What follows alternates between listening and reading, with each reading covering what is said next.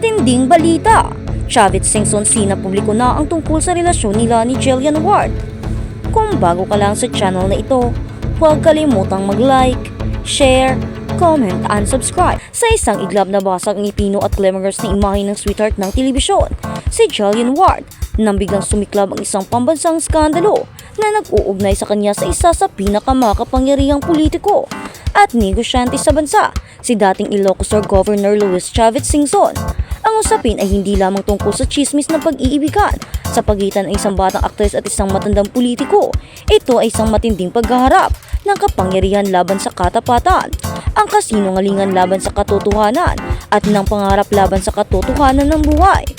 Ang kontrobersyang ito ay nagbigay diin sa masalimuot na dinamika ng showbiz at politika, kung saan ang imahe ay tila mas mahalaga kaysa sa personal na kaligayahan. Ang usap-usapan ay nagsimula sa simpleng blind items at ilang entertainment pages na nag-uugnay kay Jillian Ward at Manong Chavit.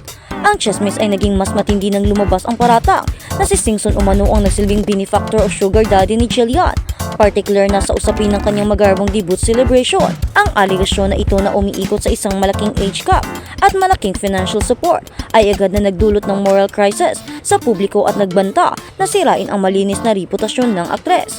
Ang matinding pagtangi ni Jillian Ward, never ko siyang nakilala.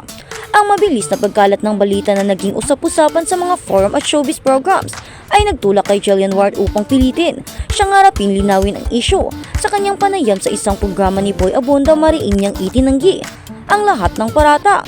Ang kanyang pagtanggi ay malinaw at direkta. Never pa niyang nakilala o nakausap o nakatagpo ito.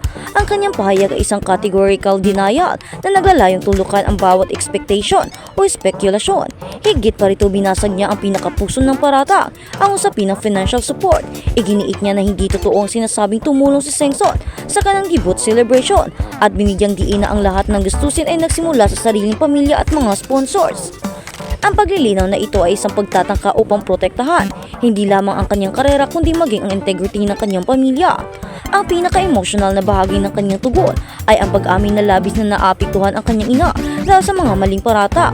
Ito ay nagbigay porsa sa kanyang desisyon na magsalita, ang pagtatanggol sa pangalan ng kanyang pamilya laban sa mali siya ng blind items. Sa isang seryosong ultimatum binalaan ni Jillian ang mga patuloy na nagpapakalat ng piking impormasyon na maaari siyang magsampa ng kaso. Ang babalang ito ay ang kanyang huling defensive line, isang legal na aksyon upang tuluyang itigil ang anumang pagdududa para sa aktres. Ang usapin ay tapos na at ang tinalakay na denial ay ang una at huling pagkakataon na magsasalita siya tungkol sa kontrobersya. Ang kanyang paninindigan ay malinaw, ang kanyang reputasyon ay hindi matatawaran at ang anumang banta rito ay haharapin ng batas. Ang nakakakilabot na pagsisiwalat ng sariling source ni Singson. Ngunit bago pa man tuluyang lumambig ang issue at manalo ang legal warning ni Jillian Ward, isang nakakakilabot na pasabog ang naganap na nagbigay puwersa sa kabila ng denial ng aktres. Isang source na inilarawan bilang malapit na alagad ni Manong Chavit Singson ang biglang lumantad at direktang binuwag ang salisay ni Jillian. Ayon sa source, ang denial ni Jillian ay hindi patay sa katotohanan sa halip. Inamin mismo ng kampo ni Singson na mayroon silang relasyon ni Jillian Ward. Ang pahayag ay nag-iwan ng malaking tanong sa publiko. Sino ang nagsisinungaling at bakit? At sino ang nagsasabi ng totoo? Detalyadong isinarasay ng source ang pinagmula ng ugnayan.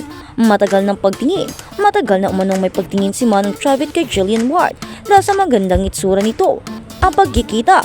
Totoo raw na nagkaroon sila ng pagkikita ng aktres at agad naman daw nakipagkita ang aktres. Ang paglalim ng ugnayan. Mula sa unang pagtatagpo, lumalim na raw ang kanilang pagtitinginan hanggang sa naulit ito at naging masaya sila sa kanilang pagtatagpo. Ang mas nakakagulat ay ang paliwanag ng source kung bakit nagdi-deny si Jillian. Ang pagtanggi ni Jillian ay naiintindihan daw nila dahil siya ay isang public figure at pinoprotektahan nila ang kanyang imahe, ngunit iginiit ng source na hindi dapat ikatuwa o baliin ang katotohanan. Ang pagsasapubliko ng source na ito ay nagbigay ng isang fatal blow sa kredibilidad ng denial ni Jillian. Sa halip na tulungan siyang itago ang issue, tila sinabi ng kampo ni Singson sa publiko, oo, nagdi-deny siya, pero totoong may relasyon kami at nagkita kami ng paulit-ulit. Nagdi-deny lang siya para sa kanyang karera. Ang pag-aanalisa, banggaan, pagtataksil sa katotohanan o pagtataksil sa puso. Ang kaganapang ito ay naglantad ng isang matinding banggaan ng naratibo. Ang usapin ay lumampas na sa showbiz chismis at naging moral debate tungkol sa authenticity at power dynamics. Naratibo 1, Jillian Ward. Ang biktima ng mali siya kung si Jillian Ward ang pinaniniwalaan. Siya ay isang biktima ng smear campaign na naglalayong sirain ang kanyang karera at damayan ang kanyang pamilya. Ang kanyang categorical denial na hindi niya nakita o nakausap si Singson ay matibay. Ang kanyang galit at emosyon ay tila nagpapatunay na ang pagdadamay sa kanyang ina ang nagtulak sa kanya upang umaksyon. Sa pananaw na ito, ang source ni Singson ay nagsisinungaling upang i-validate ang isang lie upang i-assert ang kanilang kapangyarihan sa pamamagitan ng paglikha ng ilusyon ng ugnayan. Naratibo 2. Kampo ni Singson ang tagapagsiwalat ng lihim. Kung ang source ni Singson ang paniniwalaan, si Jillian ay isang sinungaling na handang ikompromiso ang katotohanan para sa kanyang public image. Ang power dynamics ay napakalinaw. Ang source ay nagtataka at tila nagdidiin na may naramdaman daw si Manong Chavit kaya hindi niya ito pwedeng ipagpaliban. Ito ay nagpapahiwatig na ang pagtingin at kagustuhan ni Singson ang siyang nagtulak sa kanila upang i-admit ang relasyon. Ano man ang damage na maidulot nito sa imahe ni Jillian, ang tila gentleman's agreement na itago ang relasyon ay sinira dahil sa affirmation ng damdamin at kagustuhan na hindi balihin ang katotohanan. Ang pagtanggi ni Jillian ay tiningnan bilang isang pagtataksil sa ugnayan at ang pagsisiwalat ng source ay tila isang pagtatanggol sa damdamin ni Singson. At parang nakakaduda naman. Bakit naman aaminin ng side ni Singson kung gusto niya pang i-keep si Jillian Ward, diba? Unless kung gusto nang itigil ni Jillian Ward ang kanilang relasyon, kung totoo mang may relasyon silang dalawa, pero parang nakapagpapaduda naman. Kung gusto talaga ni Chavit Singson si Jillian Ward, hindi niya dapat ito sisiraan, hindi niya dapat ito gagawa ng issue para mapanatili lamang dahil hindi naman aalis ng akles kung itinatrato niya ito ng tama. Yun ngayon ang sigawan ng bayan. Parang nakakaduda ang naging testamento ng nagiging mga tagapag-amin ng side ni Chavit Singson. At ngayon, parang nakakaawa naman si Jillian Ward. Hindi naman maganda na bigyan siya ng paratang or kung ganito man, alam naman natin na isa siyang sweetheart, isang innocent at mabait na babae. Kaya parang imposible ang binabanggit na mga nagbibigay testamento sa side ni Chavit. Parang iba ito, parang nakakaduda, parang may tinatanim na hinala, parang may something talaga. Ano nga ba talaga ang katotohanan sa likod nito? Kung ano man ang totoo ay sana tigilan na nila si Jillian dahil nakakaawa ang batang ito. Nagsisikap lamang ito upang mabuhay, nagsisikap upang mabigyan ng maragyang buhay at magandang buhay ang kanyang pamilya, ang kanyang ina at ama, ang mga kanyang kapatid.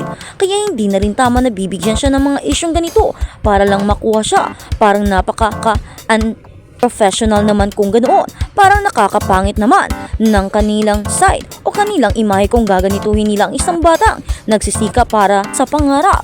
Parang napaka-imposible. Kaya naman itigil na sana nila dahil hindi na ito nakakaganda, hindi na rin ito nakakatami. Parang nakakaka na ito at parang hindi na maganda ang kanilang nagiging naratibo o issue. Ang issue ng benefactor o sugar daddy ay isang matandang tema sa showbiz na nagpapakita ng implikasyon ng yaman at kapangyarihan na para namang napaka-imposibleng gawin ni